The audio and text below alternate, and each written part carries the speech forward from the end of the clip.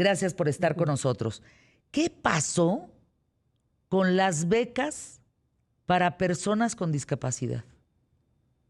Fíjate, Fer, que mucho de tu público inteligente que nos está escuchando seguramente va a tener anécdotas que ojalá las quiera compartir, porque pensamos que las personas con discapacidad es un sector de la población que no es cercano a nosotros o que no nos atañe, pero el último censo del INEGI son más de 12 millones con Uy, alguna discapacidad. Ojo, es el censo más actual y con discapacidad, digamos, entre motriz, de visión, auditiva, son alrededor de 3 millones de personas ya, y la cifra con discapacidad como certificada por un médico son de 7 millones. Es decir, es una población muy importante. claro. Ahora, ¿qué quiso el gobierno actual hacer? Pues seguir jalando estos programas sociales para tener población afín y dar estas becas, que al final recuerden que son becas que vienen de nuestros impuestos, de lo que nosotros Además, pagamos al gobierno, ojo, ¿no? Y que se vale que las personas con una discapacidad puedan tener una ayuda porque viene de nuestro impuesto, no es gratuita. Todos pagamos nuestros impuestos y debemos pues repartirlos de mejor manera. La población objetiva para este primer levantamiento del padrón y dar esta beca era de 2.026.000 personas, porque solo se hicieron en algunas entidades, eran 8 entidades las que iban a empezar con este programa de registro. Y la mala noticia es que solo se registraron el 15% de los beneficiarios, o sea, uy, una población muy pequeña. Si ustedes pasaban por algún módulo, de verdad daba tristeza porque estaban vacíos, ¿no? Y uno pensaría, si yo conozco a alguien, porque cada vez hay más personas dentro de la comunidad, no solo del hogar, a lo mejor de tu comunidad, con una discapacidad, ¿por qué los módulos estaban vacíos?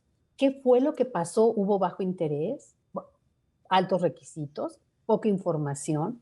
Lo cierto es que la meta de la Secretaría de Bienestar no se cumplió, quedando 86% de las pensiones casi sin que se reclamaran en ninguna de las entidades. no, bueno.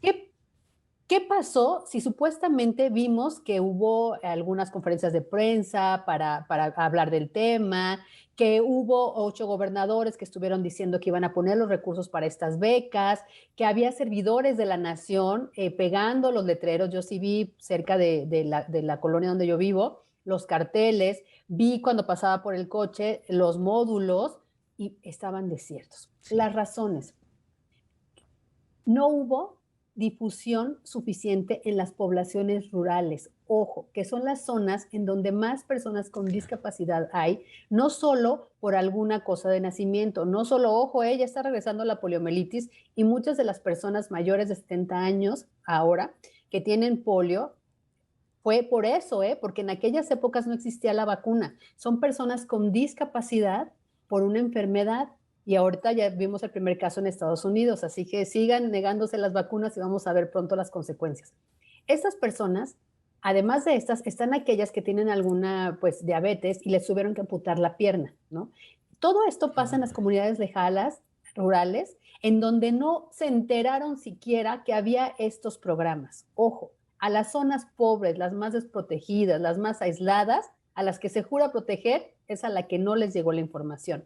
Dos, los potenciales beneficiarios, sin importar la discapacidad o lo severo de su condición, tenían que estar presentes a la hora del registro. Vuelvo a poner el ejemplo: una persona mayor de 70 años con una discapacidad de movilidad, es decir, que no se tiene que mover a través de una silla de ruedas, o que tiene incluso un menor de edad con parálisis cerebral, que es muy difícil moverlo, o que está conectado a sondas para alimentación, pues no podían registrarlo porque no estaba presente, ¿no? Segunda dificultad. Tercero, el acceso a un certificado de discapacidad fue el talón de Aquiles de muchas personas que lo platicaron, que lo denunciaron en las redes sociales y que era un gran problema porque el certificado te lo tenía que otorgar alguna institución pública: IMSS, ISSSTE, Salud, Marina o Sedena. Y también era necesario que lo tuvieras actualizado. ¿No saben las filas que había en los centros de salud. Por favor, quienes estén escuchando y que vivió todo eso, compártalo para que vean las autoridades que no estamos hablando nada más de una irrealidad. @FabiGuarneros, @QTF, por favor, compártanlo. Y si tienen imágenes, por favor. En esos centros de salud, querida Fer, estaban las personas que tenían que hacerse la prueba de COVID, que tenían que sacar el certificado médico para para personas con discapacidad y algún otro trámite o algo que tenían que hacer en su centro de salud. Había colas, las fichas las tenías que solicitar, a las 8 eran en el centro, a las 6 de la mañana tenías que formarte. Y lo mismo, si tenías que llevar a tu paciente o a tu persona con discapacidad para que lo pudieran valorar y hacerle el certificado. Era lo mismo, o sea, cómo lo trasladabas, ¿no? Y a esas horas de la madrugada para poder tener tu ficha. Luego, en cada centro de salud, las fichas que repartían eran 20, insuficientes para la cantidad de personas. No, bueno, imagínate. Luego, uno de los testimonios recabados y que está en las redes sociales dice que de los pues promotores de estos siervos de la nación, que obviamente no querían dar su nombre, decía que hay que reconocer que tienen compañeros dentro de los centros de salud renuentes para tratar con dignidad a las personas con discapacidad, especialmente cuando se trata de una discapacidad intelectual o psicosocial. ¿De qué estamos hablando? Del autismo.